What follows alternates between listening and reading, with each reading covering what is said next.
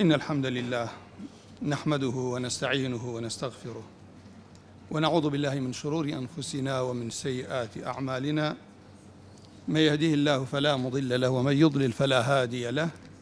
وأشهد أن لا إله إلا الله وحده لا شريك له، وأشهد أن محمدًا عبده ورسوله. أما بعد، فإن أصدق الكتاب كتاب الله، وخير الهدي هدي محمد صلى الله عليه وسلم، وشر الأمور محدثاتها، وكل محدثة بدعة، وكل بدعة ضلالة، وكل ضلالة في النار. اللهم أرنا الحق حقا وارزقنا اتباعه، وأرنا الباطل باطلا وارزقنا اجتنابه. اللهم بك أقول، اللهم بك أستعين، اللهم آمين. من الإجازة ما وصاني بريزو براي بريزم كاك شيخ. السلام عليكم ورحمة الله وبركاته. ما وصاني بريز برا بريزة كان وخشك بريزة كان بابتيك بيكو روينا خزمتي، أما بابتيك بوئي ودو باربون ودو باربون ويا بلكو بو وتاني هيك لأيما كهر كاتي خوشي وابر وردبون على كاكبا كورو مجلسيك ما نبي إيماني بيانيو كينو بو وي زياتر قرم بين بو خزمت كردني دينا كمان بويا هر براي هر خوشكي لو دو بابتي كبابتي كان هندي بالغي سريع إشارات بيكين ك آيني بيروزي إسلام ببي رخصتن وتنظيمات بفوضى ناروات بابتي دوميشيان سبارت بوي كإستتيايا أجين مسألة انتخابات بلغ الشرعي كان واجبي تاكي مسلمانان لسر أو بابتا چيا يكم برسياريا كم من ببرسيار الروم آية كاتي مسلمانان أمير خليفة ودولتي النبو چيبكن مسلمانان أم برسيارك بو أمروي خو معنا كاتي مسلمانان دولة مسلمانان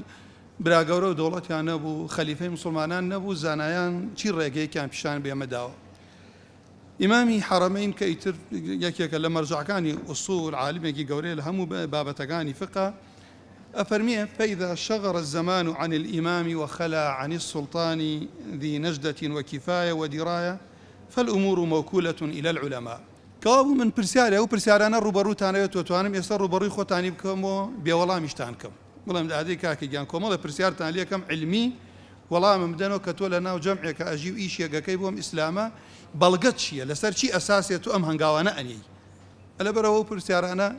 دواترکە وەڵامەکانی ئەبیسن ئەگەر ئینسان وەڵامەکەشی لەبەر نەبێت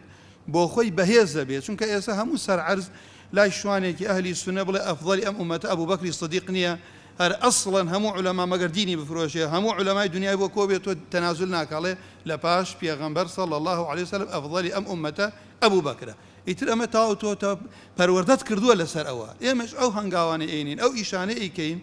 ئەبێ ئاگامان لەو بەڵگە شەرعیانە بێ کە لە قیامەتە وەڵامێکم پێ بێ و لە دنیاشە کەسێک ئەگەر هات و چاواشەکاریکی کرد وەزعێکی دروست کرد ویستی ئیشەکەت باش نەڕوات ئەگەر نەیشتوانی وەڵامی بدەیتەوە خۆت دامەزراو بیت. جا کەوا بووە پرسیارەکری کاکە ئەگەر مسلمانان ڕۆژ لە ڕۆژگارێکە ژیان تەوانە و پیاوانەی کەم قسایان کردو خۆی پەروەردگار عەزە وەجەل یعنی بەسیرەتی پێ داون حسابیان کردو بۆ ڕۆژێک ئەگەر بێت و جاری وا بۆ ئیمامی ئەبوو حەنیفە هەندێشتی باس کردووە هیچی لە زەمەنی خۆیان نەبوو دوای 50 ساڵ ئەو گریمانە نەهاتۆتە پێشەوە لە بابەتی تەلاق و زۆر بابەتی تر. جا لێرە ئەفەرمێ شێخ ئەفەرمێ مسلمانان لەبەر ئەوەی نابێ بە فەوضا بژین ئەوێ بگەڕێنەوە بۆ لای عالمەکانی زەمەنی خۆیان و عالمەکانیش بۆ لای ئەعلەمیان و ئەگەر بێت و لێک ئاستابوون کەشتی وە ئەڵێ ناگونجێ ئەو کاتە قورعیان لە بینەکەین ئەگەر نەگونجان لە بینی خۆیانە نەگونجانە وتانێ وایان لێت یان ڕەئیان جیاوازە فإن عسر جمعهم على واحد استبد أهل كل سقع وناحية باتباع عالمهم. هر شوێنێک شوێنی زانای خۆیەکەوێ مسلمانان بە فەوزا ناژین ئەگەریش گونجاوبوون لەگەڵێک ئەڵێ قورعیان بۆکەن ئەگەر لە یەک ئاستابن. ئەوە لە کتێبی غیاث الأمم في التياث الظلمي یعنی لە حاڵەتێکە ئەم کتێبە وا ناوەکەی دانیاوە ئومەت کۆمەڵێ شوبهات و کۆمەڵێ تاریکایی ڕووی تێ کردبوو بەلاماری ئەم کتێبە بدەی وەڵامت دەست بکەوێت لە لاپەڕەی 391. عزی کوڕی عەبدوسەلام کە لەقەبی مەلیکی عولەمای پێ ئەوترێت ئەفەرمێت هەر کات مسلمانان بێ ئیمان بوون زەکەوتنە زەمەنێکۆ ئەو کاتە دوو کەس هەبوون شایستە بوون بکرێن بەکار بەدەست بۆ مسلمانان ناشتوانی جەمع لە بەینیانە بکەی چی ئەەکەی ئەو کاتە ئەڵێ تۆ دێی لەو کاتە بزانم کام لەمانەیان بەختەوەری مەسلەحە مسلمانان بەدەست ئەهێنێت و مەفسەدە لە مسلمانان دوورەکاتەوە ئەوەیان دائەنێت کاو شایستە من لەم قسە مەبەستێکمە ێساڕم ئەیشارەت بەوەیە کە ئەم دینە لەسەر چی ڕاوەساوە بەدەستێنانی مەساڵح دوورخستنەوەی مەفاسد یان نەهێشتنی پاشانە فەرمیێ ئەگەر بێت و ئەم دوانە ئەسڵەحەکەیان ئەمە گوردە لە ناو خەڵکە خۆشەویست نەبوو خەڵک پشتیان تێ ئەکرد خۆشیان نەئەویست ئەوەیان کە ساڵحە باشترینیان لە ناو خەڵکە خەڵکوێ لێ ناگرت باشەکەیان خۆشەویستی ناو خەڵک بوو بۆ بەدەستێنانی بەرژەوەندی مسلمانان ئەوەیان دانێن کە خەڵکی بە قسەیەکات ئەمە بابەتێکی وردە تەماشاکە وەیەکون الصالح محببا بەڵە چی ئەیەکون الأصلح باشترینیان چاکەکەیان بەغیضا للناس ئەو محتەقرا عندهم بەڵام ئەوی کەیان لای خەڵکی خۆشەویست بوو ئەویان دانێ بۆ لەبەرەوەی دینی ئیسلام پێتەڵێ چی بەرژەوەندی ئەچەسبێنێت ئەبێ ئاگات لەو خاڵە بێت ئەمە ئێستا هەڕۆم نەختە شتەکان ڕوو نەبێتەوە یەکێ لەو شتانەی کە فەرضی کیفایە فەرضی کیفایە بریتیە لەو فەرضەی کە ئێستا نوێژ کەسە توانێت بۆ کەسی بکات باوکێک نوێژ نەکا کوڕەکە لە من بۆ باوکم نوێژەکەم ناتوانی هەموو تاکێ لەسەر خۆی فەرضە عملی سیاسی ئیشکردنەوە بۆ گەڕانەوەی دەسەڵات بۆ مسلمانان فەرضی کیفایە کۆ بوو هەڵێ مسلمان پێی هەڵەسن تاوان لەسەر هەموو مسلمانانەکەوێ ئەگەر ئەوەنە بن کە بەشی ئەو واجب و فەرزە بکات هەندێک لە عولەما ڕەئیان وایە فەرضی کیفایە ئەفضەلترە لە فەرضی عین ناڵێم ڕایەکان پێکاوێتی بەڵام شایستمە بەستم بزان هەندێک لە عولەما گەشتونە سەر ئەو ئاستەی فەرضی کیفایە ئەفضەلترە باشترە لە فەرضی عینەڵێ بۆ ئەڵێ لەبەرەوەی تۆ تاوان لەسەر هەموو ئوممەتە لەگری بەڵام فەرضی عین تاوان لەسەر خۆتە لەگری کەوابوو یەکێ لەو شتانەی کە فەرضی عینە بەڵکو شێخ الئیسلام ابن تەیمیە فەرمیێ من أعظم واجبات الدين بەدەستێنانی دەسەڵات بۆ مسلمانان ویلایەتی خەڵکی بەرپرسیارەتی خەڵکی بگەڕێنیتەوە بۆ مسلمانان بەڵکو من ئەعظم لە گەورەترین ئەرک و واجبەکانی ئەم دینەیە بۆ ئێستا پرسیارێک لە ئێوە ئەکەم ئەڕۆن ئێستا هاتن دامانە سەر ئەم جادەیە دوکان نابینی بە ئاکام مەشروب بەفرۆشێت ئەحکامەکانی خوا تەعتیل نەکراون تاوان بە ئاشکرا لەسەر جادەکانە ناکرێت بۆ لەبەرەوەی دەسەڵات لای مسلمانان نییە ئەوەنەی پێت کەمەکرێتەوە واجبە تۆ کەمیکەیتۆ ئەوەنەشی پێت دەکرێت جێبەجێ بکەی واجبە جێبەجێکەی بۆیە ئەفەرمیێ بەل لا قیامە للدینی ولا للدنيا إلا بها بەخوا نە دین ڕائەوەسێت نە دنیا ئیلا بەوە نەبێ کە ویلایەتی ئەمر هەوڵ بێ بیگریتە دەست بۆیە لێرە ئێستا منە ڕۆمە سەر بابەتی عەمەلی جەماعی و ئیشی ڕێخستن و تەنزیمات دەوڵەتێکی بچووکە کە گەورە ئەبی خەڵکت ئامادە کردووە لە برایان لە خوشکان لە هەموو بابەتەکان خەڵکت ئامادە کردووە وەکو کارەبایەک نییە گوڵۆبێک دەستی پیانە وڵاتی کاک ئەو دەوڵەتە بەرنەڕێەوە تۆ کۆمەڵی خەڵکەیە کۆمەڵی برا خوشک بە ناڕەحەتیەکانە تێئەپەڕێن کێ بۆ خۆی ئیشەکە کێ بۆ باخەڵی ئەیکا کێ بۆ قیامەتەیکا کێ بۆ دنیایکە کێ سەرکەوتوو بووە کێ سەرکەوتوو نەبووە هەمووی تاقی ئەکرێتەوە دواتر ئەوانەی کە دڵسۆز بن ئەزانن کێدانێن لەو شوێنەی بۆ قیامەت و بۆ دنیای خەڵکەکەش باش بووە بۆ خۆشیان اینجا فەرمیێ فإن بني آدم لا تتم مصلحتهم إلا بالاجتماع لحاجة بعضهم إلى بعض مصالح برجەوەندیەکانی نەوەکانی ئادەم نایەتە دی تەواو نابێ ئیلا بەوە نەبێ ئینسان کۆ بێتەوە جەمع بێت لەبەر پێویستیمان چکە ئێستا بۆ نمونە ئێوە نەبوایەن من نەمەتوانێم قسە بکەم سەنتەر نەبوایە ئەم قاعەمان دەست ناکەوت برا گەورەیەک لە ناو ئێوە نەبوایە کۆنە ئەبوونەوە لێ باشە با کەسێک لە ناو ئەمیشەنەی هەلە خۆی بۆڕە خەڵکت بۆ کۆ بێتەوە کابوو پێویستمان بە یەکێ ولا بد لهم عند الاجتماع من رأس وأجر ویستیش عملی جماعی بکەی بەبێ برا گەورە نابێت بەبێ ڕأس بەبێ سەر نابێت ئەوە تا پێغەمبەری ئازیز ئەفەرمیێ صلى الله عليه وسلم إذا خرج ثلاثة في سفر فليؤمروا أحدهم سێ کەس ڕۆشت بۆ سەفەر ئەبێ یەکیان بکەن بە برا گەورەی خۆیان ئەمە چی دەرزێکیان لێ وەرگرتووە شێخ الإسلام ابن تەیمیە ئیمامی شەوکانی ئیشارەتی پێ کردووە لە لەوتار ئیشارەتی پێ کردووە چی دەرسێکی لە ئەڵێ مسلمانان لە سەفەرێکی کورت کاتی لێرە ئەڕۆی تا هەولێر ئەگەڕێی تۆ لەم شوێنە لەبەر ئەوەی تۆ براگەورە چاوی لێت نییە نابێت لەم سەفەرە کورتە براگەورەیەکت نەبێ ئەگەر بێت و بۆ سەفەرێکی کورد مسلمانان پێویستیان بە تەنظیم و ڕێخستن و براگەورە بێ و دووربی لە فەوضاوە شێخ الإسلام فەرمیێ ئەگەر کەوا بوو فأوجب صلى الله عليه وسلم تأمير الواحد في الاجتماع القليل العارض كوبنويجي كم كوبنويجي عارض عماتته بيشوشتيك ديت والرواد تنبيها بذلك أما ورياكر نويك أبو مسلمانان على سائر أنواع الاجتماع بو همو جمع وجماعة كوبنوكاني تر لبرو خواي پروردگار فرضي كردوه مسلمانان أمر بچاكب كانوا نيل خرابه ئەوە هەریەک لە ئێمە ڕۆیتە ماڵ ئەڕۆیتە بازار ئەڕۆیتە قوتابخانە ڕۆیتە زانکۆ ئەڕۆیتە پەرلەمان کۆمەڵە شتە بینی چاکەیە بێت دەستی پێوە بگری کۆمەڵە شتە بینی حرام و منکەرە بێت نەی لێ بکەی مسلمان جوانی ئەم شریعەتە كنتم خير أمة أخرجت للناس تأمرون بالمعروف وتنهون عن المنكر أما صفتي إيمان دار بيش إيمان كوتوها من رأى منكم منكرا فليغير بيده بدس ناتواني بزبان ناتواني بدل بويا أفرميك أخواي قورا أميك أمر كدوا وبويا ولا يتم ذلك إلا بقوة وإمارة أمج بيويسي بهيزيا بيويسي أو هي كإنسان إماريها بيد لو أشي قدر إخواي قورا من بيم سير بو روشقاري هبو لو أشي هندي أبرا خشكي أمنا راحة كران كاكا حزب وها وعملي جماعي وها بدعية وأمانة قدري خوا وايا أبي للزمن شيخ الإسلام ابن تيمية جاز وركرت خلق قريته بو فتوى واني كوال أنا قرينه ويشتكي باشي شكن يمن لبروي مسلمان يقلع شيء لقال حمو مسلمان أنا لخالك اجتهادي جبوي زخد لك سناكن أبي وكي أما بيت حزكين وابيت شنك توي خوتت بير راسه بلام لخالك بيشوانا بو لقال دليله تو بو دليلك لا دينك لا رناكي تو بو هيج كس خلق هيني تسرعك شايتم لما بو توح بيت خيالتان كشيخ الإسلام يقول وأما رأس الحزب حرب كلمة حزب نايب يعني فإنه رأس الطائفة التي تتحزب أي تصير حزبا قوري سري أو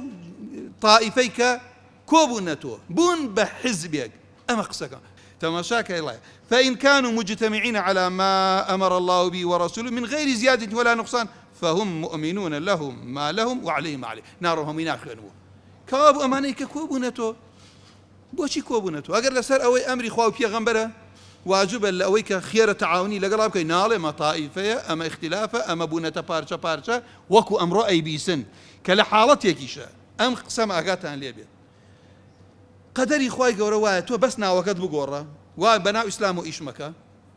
ليت بيدن قبن هر واز بيرا كاك حزبي كبينا إلى آخر إسلام وبنغمي إسلام بخواد همو برنامج إلى غير خواوري بقري بدنجية كي عجيب هي برانبريان بلام تو إيش بو دين بكو ناوكته بيتك يكيك لناو جوانا كان أم دين أبو خود مصطلحك موزن زاراويك الشرعية بجيرو إيش بكلا جيرويك خلقي بقرتو بهم إسلاما أما هنديكي بأجاية لو شيء دل صوص بن خواي جورا باداش ينداتو هداية ملاك مبدا هنديكي شهر دس برانبر ترسي أو ريخستن وعمل جماعي كداء يبوي كإسلام برنامج جيانا إما كعمل جماعي كين لين بديلي إسلام ماني إسلام حلا بو الدنيا وبو قيامتي بشريات جاك ما بقول لي أبيني أو شيخ الإسلام أو كات إشارتي شي فكر دبوناوا بيش أويكا بيغمري آزي صلى الله عليه وسلم مدينة دروسكات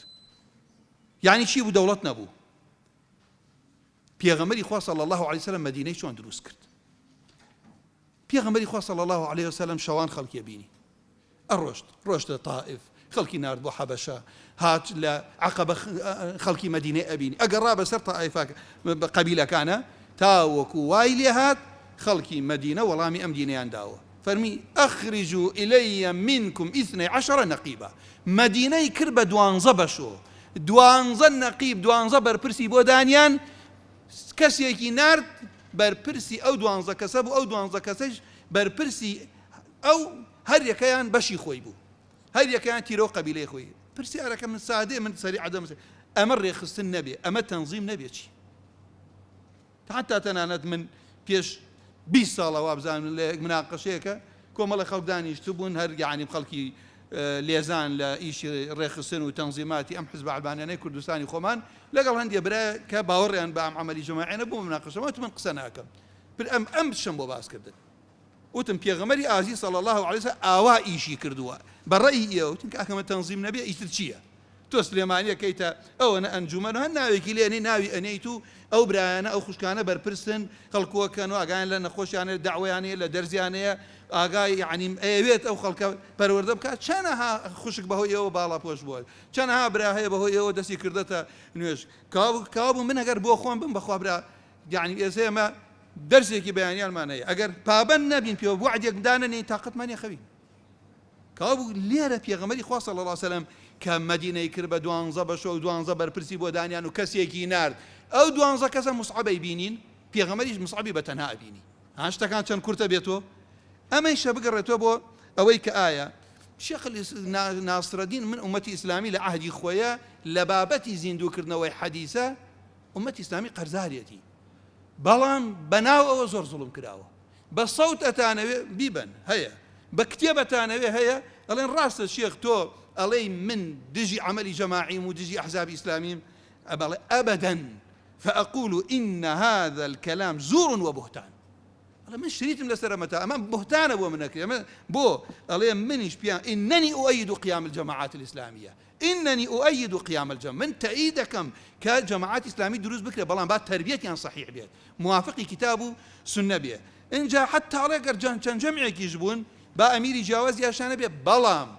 تعصبیان بۆ جەمعەکەیان نەبێ چونکە مهاجرین و ئەنصار چەند شتێکی گەورە بوون قورئان وەصفیان ئەکات کاتێک هەمووتی ومهاجرون أو أنصار بيغمر إخوة فإن دعوها فإنها منتنة تعصب بو عشرات بو ماموساكات بو حزبكات دمارگيري برچاود ليلكات حقي براكانت نابيني بيغمر صلى الله عليه وسلم حقي للشيطان ورقرتوها أما أجر حديث نبوة من إيسا باسم كرالوش زور بيتاقد وان لمن بيغمر إخوة أبو هريرة كديالي كسيك هاتو دزي كردو قرتم وتي آية الكرسي بخينا الشوتا بيعني إخوات بارزي فرمي صدقك بيغمر صلى الله عليه وسلم راسي كل قلطة صدقك وهو كذوب بلام خوي زور دروزنا كابو أم حدي آية الكرسي شوانا إخوانين أبو الشيطان بأبو هريرة وتو بيغمر إخوة تصديقي كردو للشيطان هو أمشى برابر الزكاة ما وصا كان خوش كبر أما أبويا مزور فخرة أم ديني إسلامه حق لها مو كسورة قريت ظلمي حرامه برامبر همو كسي برامبر ظالم ظلم حرامه برامبر ظالم بهتان حرامه نابي بهتاني بوكي نابي غش من غش فليس مني فليس منا غش برامبر كافريش حرامه جاء أما أقرب يتو ليرة من أم بشيء زور نارهم لسريتنا لبروي بخطانين بلام أو هيئة كبار علماء معنا كإشارة يعني بيكره بناو ناوي جمع كان يناو لا أما أونيا فاعتزل تلك الفرق تخوا برسيارتان ليبكم توهم بيزت بيه بو ايشي خود كسيك لولا تبلا بيغمري خوا فرمي فاعتزل تلك الفرق إيه باشا او فرق قبرنا شراحي حديث حتى اواني ام عصره ام جمع اسلامي انا لهر كيوبون برون انتمائيان بيوب كان ما اوانا نين اما علمانين كأنا بردرقاي جهنم وركسي والله ما انا داتو خاتا اقري جهنمو هو الشرح علماي تعظيه بو حديثك لو انا يكو لشنشون هاتوها فاعتزل تلك الفرق افرمي ولامي هي فعليك أن تتعاون مع كل منها على ما معها من الحق نافرمي دوريان لي بقرن تعاونيان لقلا بكن يترى بابا كان زور دي جم من نامه حزكم ليره او بس لا وسم انا يك بليم كاكن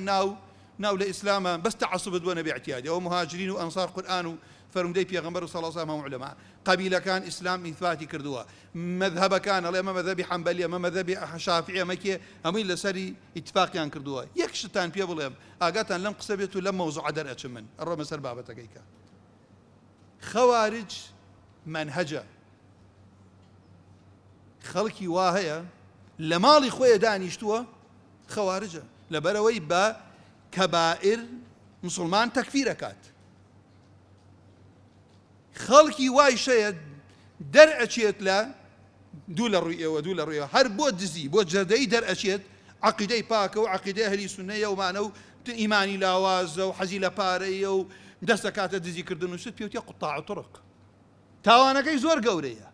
بيش توبة بيجري دوايا ويكا قرد توبة يشي كرد أقر لولات دولة إسلامية يا ساجب جيبك هلا واسيدة سقاش يبريتو لبروي خلقنا توقينية بلان بيناوتي خوارج دەرچووە بۆ دزیکردن بۆ پێوتە قوتاع طرق تەویلی صحیحت هەبوو هەڵکی لە دەوڵەتی مسلمانان خەلیفەی مسلمانان بی دەرچی بچەکۆ بەرامبەر خەلیفەی مسلمانانیش تەویلت هەبوو بەڵگەت هەبوو تەویلێک لەسەر تەکفیرکردنی خەلیفە نەبێت پێتەوتێ ئەهلی بەغی پێت ناوتی خەوارج کاوی ئێستا خەڵکی کە ئەدێن لێرە بەرامبەر جەمعێکی علمانی و دەوڵەتێکی علمانی و ئیسلامیان خستۆتە پشتگوێ مسلمانان جەمعێک ئەکەنەوە بە شێوەیەکی سلمی جوان تێکەڵێ و خەڵکاکەن ئیسلام ممارەسە ئیسلامەکەن لە زانکۆیە لە پەرلەمانە لە بازاڕە لە قوتابخانەکانە لە هەموو بەشەکانی ژیانە چونکە ئیسلام دینێکی کامڵە فەراغی جێ نەهێڵاوە تا ئێمە لە خەڵکی تری وەربگرین دنیا وەرەگرین طب هەندەسە ئوموری عسکەری مرور هەر شتێک دەوێت بەڵام یا عەقیدە فقه حەڵاڵ و حرام لە غەیرە خوا حرامە وەری کوفر و شرکیشە حەزکەی کافر سەرکەوێ حەڵاڵە یا حرامە هەمووتان ئەڵێ حرامە وایە من ئەڵێم هەندێک جار سونەت وەریگرن وەڵامەکەی بۆ تۆ تەسەورکەن ئایەت نەبوایە هاینساتە من گلەیم لێتانە چۆنە بێ من کاکە خۆمانەوە تۆ ئەلحەمدە مامۆسان خەڵک پەروەردە ئەکەن ماڵانە گەڕێن خەڵ لە ئیسلامە تێبگا قورئان ئەمەی بۆ تۆمار کردین بسم الله الرحمن الرحیم ألف لام میم غلبت الروم خوای پەروەردگارە فەرمێ کەچی ڕوم شتێنران غلبت الروم في أدنى الأرض وهم من بعد غلبهم سيغلبون لنزيكترين خاكيان ورومكان دوای تێشکانیان خوای گەورە فەرمێ لە داهاتوودا سەرەکەون ڕۆم مشرکە ئەهلی کتابە کە ڕۆم مشرکە ئەم بابەتە ئاگاتان لێت في بضع سنين بضع لە سێ بۆ نۆیە ئەسحاب گرەویانە کرد لەسەر سەرکەوتنی ڕۆم مشرکینیشیانوت نا فارس ئاگرپەرست و مشرک و سەرکەوتن ڕۆم شکا ئەهلی کتابیەوە ئەهلی کتابن ئێمەش مشرکین سەرەکەوینە سەرتانە ئیمامی ئەبوبەکر فەرمووی ئەیبینن لە پێغەمبەری ئازیزیان بیستبوو کە خوای پەروەردگار ئاگاداری کردوێتەوە ڕۆم دوایی سەر ئەکەوێت لە ماوەی ئەوەندە ساڵێکە گرەوەکە و کاتە جائز بوو وشترەکانیان زیاد کرد کاتەکەشیان زیاد کرد کەوا بوو کاتێ فەرمێ لله الأمر من قبل ومن بعد أما شايته كما ويومئذ يفرح المؤمنون بنصر الله أو روجي كخواي قورا روم سر خات سر مجوسة إيمان داران خوش حالة بن بسر كوتني خوا بور روم بسر مشكلة إيمان داران مشرك بون كابو ليرة خوش كبر زكانم برابر زكانم باقاتنا لهم قسم بيه بياني تولى فرنسا أجيت من برسيارم لقاضي عبد الله كلا نبال كعببو وتي كرم لقال له أوروبا جياي توقيع عن كوا كردو بو زواج المثل هاو الراجل بازي تو يهود كوي كردو برو توقيعي لقلابك تعاوني لقلابك لبروي أما لإسلام أو شتن قيزون حرامة كابو تو الليرة لفرنسا دو حزبية لأمريكا دو حزبية أميان أجر سركة سربوش نايلت نايل لمزقوت كان بانجوازكي نايل من الله كان من برونا مزقوت أويش يعني علاقة بمسألة نوانية الليرة أو كسي أمن نزانيت أبيت السبب إيشو آزار بو مسلمانان بو ليرة برسياريك الليكم من حزم كأصحاب حزيان كالروم سركويه لبر أوابو ككافر لبر أوابو كافر توبي كافر أبي لبر أويا أميان برجوانديكي خال هردوك هالي كتابة مصلحتك لقل مسلمانان مفسديك لمسلمانان دور خاتو أما خالك يا برسياريك تان ليكم من باع خوشك ولا سربوشك هاللعبة أو خالتي قشنا يارون ويارون أبو كابو سيركن كاس يقصر لك كاكا من لبر أو من نبوة أما كافر وبي كافر أبم لبر أو ما الشر ومسلمانان كم ترى لبر أويا كم من أما أميان خوش كم صار بوشك على سيلام مزجوت كانم دانخن جان لي رب رسالة تو عند العلماء لهندي زمان فتوان داو بو كاتيك وتأتي من يحسب خوشك ولا خوشك كم أو صار بوشة تا أجيت ما لايبة لسرت أما مسألة إنسان جاري واي بو الله أجر شو قال لدرو لشوينك أجي جاري واي لهند واي ليديت الله يصير بوشة لابا كابرات أنا بو وتم اللايبة تملايبه لبروي لدرو بدقرن دولا يا اخوا همهم صوماني ببارزه تعداد لي كان فاحش شر تيكا تعداي لي بكينو فاحش شر بدا ام منكر قورتري يعني قجي بدرو بيتاو كبرات شوني كاتف فتوانا داخلك لدرو كاكف الاخوال يفسر بوش درسرته في غمر خاف انت ولا يسر بنا وكو خوي نقلك لو شونيك ام مفسدر وكات ام خشكا كابو تولي ركاتي ديت اجر بيتو لا باس مع انتخاباته قصي خومتان وناكم بزام تماشاك أم بابتيك. ابن قيم فرمي هذا فصل عظيم النفع جدا، وقد وقع بسبب الجهل به غلط عظيم على الشريعة أوجب من الحرج والمشقة والتكليف ما لا سبيل إليه. بخوا هم يعني آلتون بس هم كات كما هم حزكم توشي مللت أنا كم على بيجيب خنا أم بابتي الله باسم كرد بهوي بأجاي لم بابته كسان يبون تسروا مشقيك جوربي نصر مسلمانان نارحتيك جوربي نصر مسلمانان أو نارحتي إسلام داوينا كردوه. وحجاري رواية تو يعني كابرا بينين بهوي فكريك لاري خوي با چەنەها مانگە نوێژی جومعە ناکات، سەلام لە موسڵمان ناکات، بۆ لەبەرەوەی بە هەڵەت تێگەشتووە لەسەر ئیشێک کە تۆ بۆ خزمەتی دینتە لەوە چێ بە کافرت بزانێت. جاکەوا بوو لێرەوە طبعا لە مجلدی سێ لاپەڕەی 11 ئیبن قەیم باسیەکە فەرمێ ما لا سەبیل ئیلەیه ئەسڵەن ڕێگاینی ئەوەنە بەهۆی تێنەگەشتن لەم بابەتەوە. اینجا چەند نمونەیەکی سەریعتان دەمێ لەبە. یەکەم پێغەمبەری خوا صلی الله عليه وسلم ئەفەرمێ کاتێ دەوڵەت هی مسلمانان بوو، خەلیفەی مسلمانان فاجر بوو، بەڵام شەریعەت حکمەکات تاوەکو نوێژتان بۆ ئەکات، حکمەکەشی شەریعەی پێغەمبەری خوا فەرمێ خروج مەکەن. عولەما فەرمن بۆ لەبەرەوەی مەفسەدەی گەورەترە.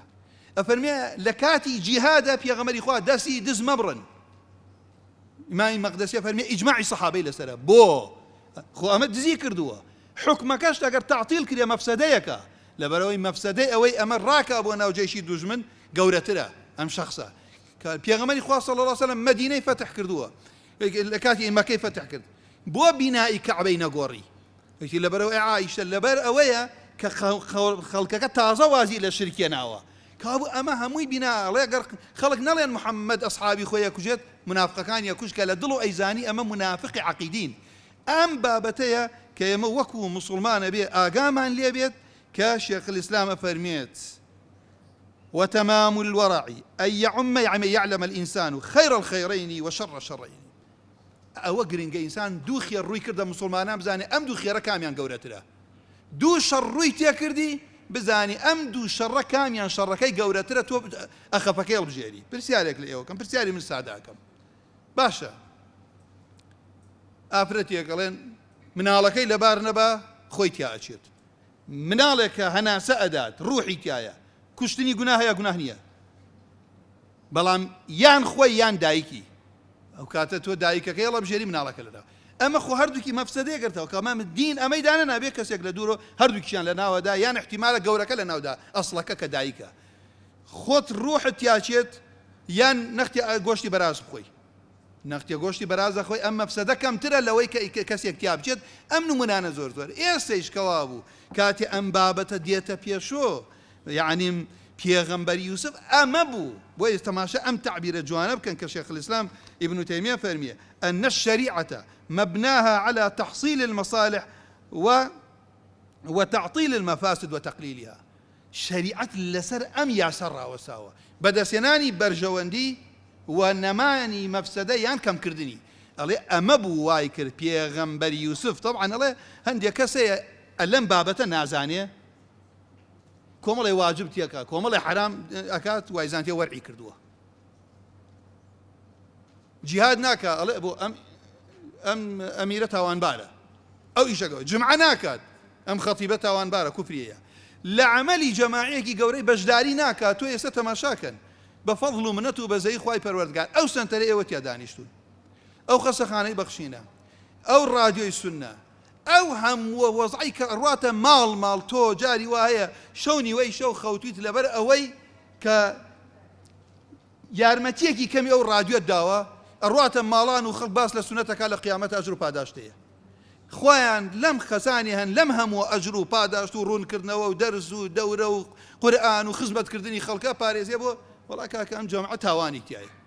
إنجا رحمة لي مالي كامان أو أنا تاواني تياي يكون رقمكو بيوز بقسمناك أكشكمكو بيوز بقسمناك أي لجيشي في غمري خوا صلى الله عليه وسلم كاتي خالد هلتي أجشتوتي كأوانو تيان صب أنا أويشتي في غمري آزيز ككومالي خلقي كشت دسي فرمي خوا من تبراكم لو خالد كردي ولا جيش إمامي علي قتل إمامي عثمان هبو قتل إمامي عثمان هبو بلام كمفسدي قورة تربو أوان لناو بريت إمامي علي أمي قبولا كرد إيسا كوابو توبلي والله جمعيك بيت لدرچون لمدينة وبو جهاد لە مەکەوە جێش بەڕێکەوتۆ نزیکی مەدینە بوونەتۆ یەک لە سەرسەی جێیشەکە بە نیفاق هەڵگەڕاوە دووە بەرەو مەدینە کاتێکیش هەڵگەڕانە دووە چیان بینی کاتێک جێیشی کافرەکانیان بینی کابوو تۆ بڵێی وەڵا من جەمعێک دروستەکەم هەمووی وەکو سەحابە ئەمە ئەسڵەن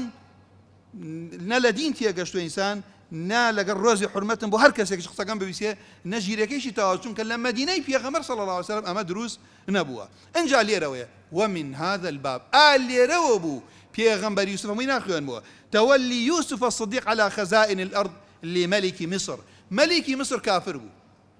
یوسف یان کردووەتە سجن بە بۆهتانێکی خەتەر لەسەر ناموسی بەڵام کە ئەزانی ئەو میلەتە تیا ئەچن داوا ئەکا ببێ بە وەزیری مالیە بۆ میلەتێکی کافریش لەگەڵ ئەوەش من تەماشاکەن ئەفەرمیە لابد أن لهم عادة وسنة في قبض الأموال ئەمانیش ئەم دەوڵەتەی عەزیزی مصر یاسای خۆیان هەبوو ئەو یاسا تێ ئەگیرا لەگەڵ عەدلی یوسفە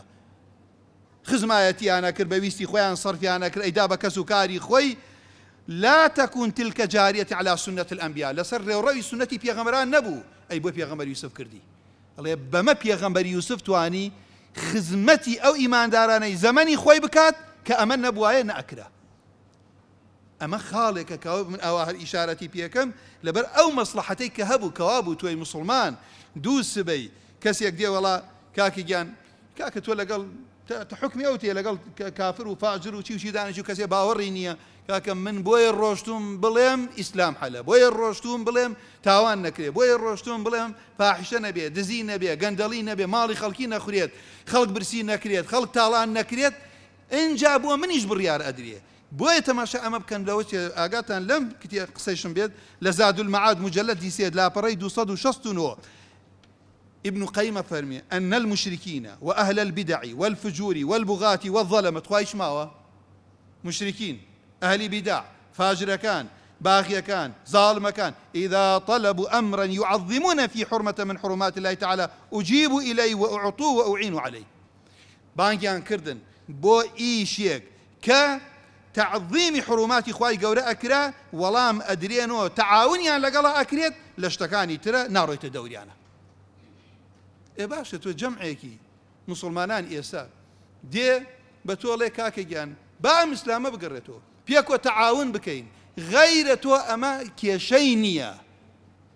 منع نيوجك ناكات بيي بلي كاكا با حكمك شريعتي خوابيا منع نيوجك ناكا بلام اگر تو بلي او نيوجك منيكم إياك نعبد وإياك نستعين إسلام داوا ايشيم ليكا خواي قوربو چي ناردتي احتمال او كاتا تو قبولناكا بلام جمعك ايوي حر إسلام خوي بقريتا دواوا أما ئەمڕۆ برابر زەکان خوشکەکان من قسەکان بۆ ئێوە نییە چونکە الحەمدلله خۆتان ئەمە هەمووی تێگەشون بەڵام لە ڕۆژێ وەکو ئەمڕۆیە ئەزانی کە تۆ ئەگەر بێت و ئەم بەشە ئەم جەبهە بەهێزکەی ئەم دەرسی قورئانە ئەم کەناڵە ئیسلامیانە ئەم مزگەوتانە ئەم باڵاپۆشانە ئەم شعائرانە هەمووی بەرەو هێزە ڕۆت و ئەوەکانی تریش مەسەلەی گەندەڵیە هەر بڕیارێکی ناشەرعیە کە تۆ لەسەر جادە ئەیبینیت یان لەو شوێنەوە کە دەرئەکرێت تۆڵێ خوای پەروەردگار من لەگەڵ ینی من لەبەر کەمی کات نامەوێت شتەکانتان هەمووی ئاوە سەریع بۆ بخوێنمەوە بەڵام بێمە سەر بابەتێک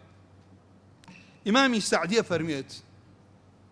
وڵای من ئەمانە خوای پەروەردگار پاداشیان داتەوە لە سوورەتی هود ئاەتی 91 وەلەولا ڕەهتوکە لەڕەجەمناک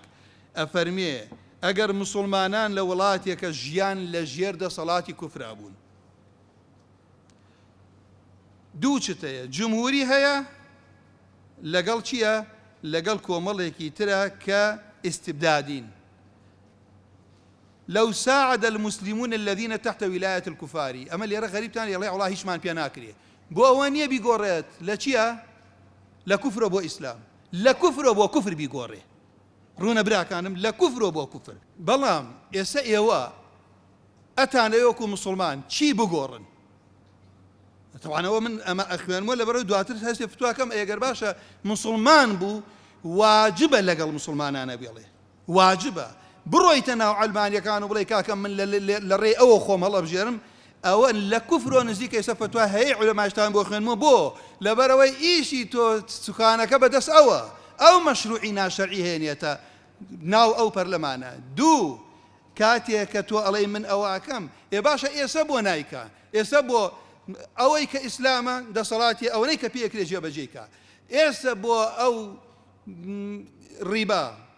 ئەحکامی ناشەرعی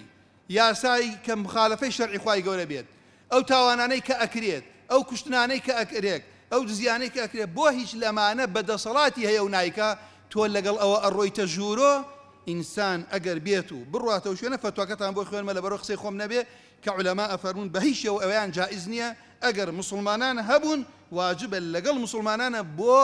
کەمکردنەوەی فەساد تۆڵی کاکە وەڵام پێم ناکرێت بەڵێ پێتەکرێت وەکو شیخ عثەیمین فەرمیێ فتواکەتان بۆ خوێنم بەڵام بە ئەم دیێڕاگاتان لێبێ لەو ساعد المسلمون الذين تحت ولاية الكفار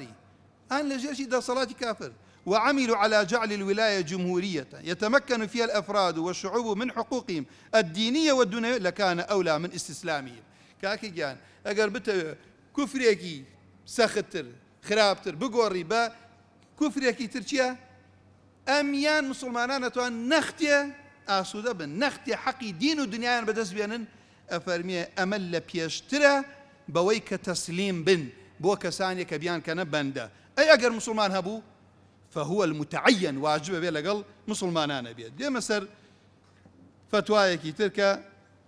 ما أم عالمة أم كرزور كرتك باسك أم عالمانيك أم فتواني عند ولوش برايق إسا قيل عندي يشتغل كاكي جان والله كفر جائز نية كاكي جان بأخوة شيخ أحمد شاكر شيخ عزي كري عبد السلام أمانة باش كفر إيمانيان ليه كردوتو باش ليتي قشتون پێغەمبەر یوسفە کە باسی تەوحیدەکات لە سجنە و دواتر ئەبێ بە وەزیر لەلای ئەو دەسەڵاتدارە ئەمە ئەگەر کوفر بێ ئەم زانانە دوای ئەوەی ئەفەرمێ ئێمە ئەزانین کاکە گیان هەموو ئیسلام جێبەجێ بکەن نوێژ ڕۆژوو عیبادەت زەکات یەک بەش لە ئیسلامت بەدڵ نەبێ بڵێ وەڵڵاهی من عەقڵم قبوڵی ناکە بەمەرجێ بزانی هی خوایە عەقڵم قبوڵی ناکە کوڕ لە میراتە دووجاری کچ بەرێت ئینسان مرتەدە بێتەوە خۆڕوونە قسەکەم یانی چی نەکڕەخنە لە جەمع ناڵێم لە عالم ناڵێم لە قورئان بزانێ کەلامی خوایە ئێ باشە ئەگەر کەسێ بێت هەموو شەریعەت لابات و شەریعەتێکی تر بێنێ یاسایەکی تر بێنێ ئەمانە زانیانە کافرە ئەمە کوفرە و حکمەکەی کوفرە بۆیە من نامەوێ ئیشارەت بۆ بکەم بڵێ کەسێک بڵێ مە کۆمەڵی عالمن خۆیان ئەهلی عەقیدە بوون ئەڵێ هەر کەسێک بۆ ئیقرارکردنی ئەو یاسایانە بڕوە کە مخالفەی شەرع پێی کافرە بێ بڕاتەوە شوێنە بەڵام ئەی ئەرگەر کەسێ ومن رشح نفسه و رشح غیره خۆی یان غیرە خۆی تەرشیح کردووە بۆ ئەوەی لە ژێر سێبەری ئەو یاسا و دەستورە بۆ ئەم خاڵان یەکەم حتى يدخل ذلك المجلس وينكر على أهله بۆ ئەوەی لەو شوێنە وجودت هەبێت یاسا دەرەکرێ باسی من و تۆ کرێ خۆت لەوێ بیت یەکەم ئینکاری کات دووهەم ئیقامەی حجە بکات سێهەم شەڕکەم کاتوە چوارەم لا يخلو الجو لأهل الفساد ساحەکە چۆڵ نەکەی بۆ ئەهلی فەساد پێنجەم وانە بێ بە ئازادی تاوان بکەن ئێستا با بزانن ئێمە من ئەمڕۆم بەیانە کەسێکا شتێکێناوە ئێمە ئێستا فلیمیان دەرکردووە لەگەڵ ئیسلامە لەگەڵ عادەتی کوردە لەگەڵ هیچا ناگونجێت لەگەڵ ڕێز و حرمەتم منە نامەوێت ناوی ژێرم و ئیشارەتیشی پێ بکەم یعنی تێ کاکە گیان ناوێرینش بڵاوی کەنەوە بۆ بەخوا گەر ئەو جەمع ئیسلامیانە ئەم کەناڵانە نەبێ ئەو مینبەرانە نەبێ دەنگی ئەوە نەبێ زۆر بە ئازادی ترکیە ئەو تاوانانە بە ئاشکرا و فەخری پێوەکە نەیکەن بەڵام وتانە فلیمی زۆر خراپ نە لەگەڵ کوردە نە لەگەڵ ئیسلامە نە لەگەڵ خەڵکی دنیایی پێش ئیسلامی شەوانەی کە ڕێز و حرمەتیانە بووە ئەوە نەشتی خراپ و نابەجێی تایە کەوا نییە بەڵام تا ئێستا ناشوێرن ئەعلانیکەن بەڵام دەریشیان کردووە ئەمانەی کوردستانی خۆمان جا کەوا بوو لێرە دەنگی تۆ نایڵێ بە ئازادی أو تاوانانا أنجام بدات شيخ عثيمين كبرسياري لي أكن أنا أرى أن الانتخابات واجبة خوتانا زان واجب ما نايشيه وايا أما شيخ عثيمين إن جاء لي باشا إسفاديني الله يكس براتا ويقسمك لو شيخ خواي قرب بركات خاطئ إيشكي إن جاء من شن نمونيك بوينا ولا بروي كاد كما تو الله ولا كاكا جان من باسي فرنسا بوكردن باسی ویلایەتی کوفر کە ئەمیان جمهوری بێ ئەویان دکتاتۆری بێ ئێ باشە تۆ ئێستا لە وڵاتی خۆتان ئەو براوخشکانەی خۆتان ئەناسن لە مزگەوتە لە مناڵی و پێک و هاتوین و ئەزانن ئەلحەمدولێ ئەمانە غێر ئیسلامیان قبوڵ نییە نەیە کەس چەندەها کەسیان خستۆتە بەردەستان ئەمە یەک ئیشی گەورەی بۆ ئێمە ئاسان کرد لەبەر ئەوەی دوایی نەڵێن باشە وڵای ئەمە چی بکەین کاکە وڵای من دڵم نایە خۆ کاکەوە فڵان کەسە نوێژیش ناکا من دەنگی بدەم منەڵێ مەگەر هەر ئیسلامی لە ساحەکە نەبێ مسلمان شێخ عزی کوڕی عەبدولسەلام ئەڵێ ئەم قسە ئاگاتان لێ ئەڵێ ئەگەر خائینێک و ئەخوەنێ فاجرێک و ئەفجەرێ خۆیان هەڵبژارد دەنگ بدەنە خائینەکە مەیدەن ئەخوەنەکە بیدەن بە فاجرەکە مەیدەن ئەفجەرەکە نازام قسەکەم گەشتیانە ئەوە هی ئەو زانایانە نەبێ من جورات ناکەم بیگەڕمەوە چونکە زۆر گەورە بڵێ مە خائینە بەڵام ئەمیان خیانەتی گەورەترەکات بیدەوە خائینەکە بۆ لەبەرەوە دینا تۆ فەساد کەم کاتوە ئەو نمونەشتانە دەمێکە لە قوتابخانەیەکی ئێستا مدیری مەکتەبدا ئەنێن ئەم مدیرەیان علاقەی نییە ئەڵێ کاکە ئەمە قوتابخانەیە سەرپۆشە دەیتە سەرە نوێژەکەی من علاقەم بەوە نیە ئەمیشیان ئەڵێن کاکە نابێت سەرپۆش بەسەر هەردووکیان بێ باوەڕن نابێت سەرپۆش بەسەر تەڵەبێ منۆ بێ نابێت لە مزگەوتە نوێژ بکەن ئەمە شوێنی لە قوتابخانەیە ئەنجا دێنە خەڵکی ئەڵێ خەڵکی گەڕک باوکو دایکەکان کام دەم دوانەتانەوێت بێدەنگی لەو شوێنە دەنگە یا دەنگ نییە ئەمە یاسایەکە ئیمامی شافعی فەرموێت لا ينسب إلى ساكت قول لكن السكوت في معرض الحاجة بيان شوێنێ پێویست بوو قسەی تیا بکەی بێدەنگەکەت ئیقرارە شوێنێ پێویست بوو السكوت فيما يلزم التكلم به إقرار وبيان كوابو هر كاتي لشويني بيويستي كل قصة بكي السكوت في معرض الحاجة بيان أما خالك أبي همان أقامان لي أبي خالك يتريش وتانيك أو فتوايك خندمو حزا كم ديارك خوتان بيبيسن بعزي كري عبدالسلام أفرمي أقر بيتو بوبدا سيناني ولايتك قدم الفاجر على الأفجر والخاعن على الأخون لأن حفظ البعض أولى من تضيع الكل باراستني هنديكي باشتر لوي هموي لنا وبدي آخر شتي شو من كمن يلير إشارتي بيبكم آية كافر باو برسالة شم لو خشكانا بكم وصلوات يبدأ من كافر عدلي هي ها أي كافر هي أمين بيو دسباق بيه بيغمر صلى الله عليه وسلم شو كمل لشويني واقل إيماناته تسر وقتوت مفلان كافر عادله كاتي كافري مكي بيني تعدال مسلمانان كانوا خوانان الرجل ماليان أبن فرمي اذهبوا إلى أرض الحبشة فإنه فيها ملك عادل لا يظلم عنده أحد أو كفري هل بجارد سلام كفره مليكك عادل إيه باشا هو مشرك بو كم مشرك بو قرآن فرمي إن الشرك لظلم عظيم براسي شيا شرك ظلم يجي قوريا اللي يرى الروي نكرد وتسر عقيدكي رؤكات تسر حكمكي لقال خلقكي جردستي أما اللي يتينا قينه كاتب آسانيك تكفيركين إمام الطبري فرمي خواي قرأ فرمي لأهل كتابك وملي خلقا أجر بيتو تو أميني كي لسر باريك يجقار زور بأميني بوتيني تو دسي باكا كابو لناو كافريش أميني ولناو كافريش عادل هيا أو كاتتو تماشاك أجر لبيني ظالم وأظلمك بو لبيني عادل أويان بو كشيبو ظالم بو تو أما كافريش هولا دي مسلمانان بقري تو لشر جاء لبرو أم بابتانا بو برابر الزكانم خشكا كانم إما أم رجيكا هاتتا بيشو يعني من براسي بوتان إنساني مسلمان بدانم تو كي أخيت أو شونا إسلام بقينت أو شونا كألم إسلام بمعنى فراوانك خلق واتينا قال إسلام خواي قربوا عبادة دروسي كردين عبادة شيء اسم جامع لكل ما يحب الله ويرضاه كالروشي أو شونا بيسكا جاري واي خزمتي أو جنقبكي جاري وایە پێویستە ئەوە ئەوە ژینگە نییە تۆ پێغەمبەری خوا فەرمی خۆتان لەو دوو لەعنەتە بپارێزن لە شوێنێ ئینسان پیسی نەکاو لە شوێنە دوو لە ڕوویەوە میز نەکا کە شوێنی سێبەری خەڵکی بێت وانە نافەرمی ئەعطوا الطریق حەقە پێغەمبەری خوا صلی الله علیه و سلم باشە نافەرمێت ئێمە کە کاتێ تۆ بەردێک لەسەر جادە لا ئەبەی کاتێ من باسەکەم ئەڵێم کەسێ بڕواتە ئەوێنە کەسێکی شایستە باسی هەر شتێکاتە پێشەوە بەرژەوەندی ئەو ملەتەی تیانە بوو لەگەڵ یان نەبێ شتێک بەرێتە ئەوێنەوە خزمەتی ئەو ملەتە بکات شتێک لەو شوێنەگەر شتێکە پێچەوانەی مەشروعێک بێ پێچەوانەی ئەم شەریعەتە بێت بڵێ من لەگەڵ ینی مەشروعێ بەرێتە پێشەوە بڵێ کاکە من لەگەڵم پاشان مسلمانان پیشاندن بە عەمەلی ئێمە هەم دکتۆرانەمان نەبووە بەین تیار باسی دکتۆرت کا بێن تا کاکە وڵا کاکە ئێوەش نین لە ساحەکە با هەبن ئەو کاتە ئەتان ناسین وایە وانە ئێستا تۆ دکتۆرەت هەیە کاتێ نەخۆشیێت خوێنی پێویستە خوێنی خۆی داتیە چەند دکتۆرمانێ ناویشی ئێستا نییە بەڵام کاتێ نەخۆشیە پێویستی بە چیە بێت پێویستی بە عملیاتنی عملیاتی ناکا پێویستی بە پارە هەیە خۆی لە خوارە بۆیە نووسێڵێ پارەی دەرمانەکەی لێوەرمەگرن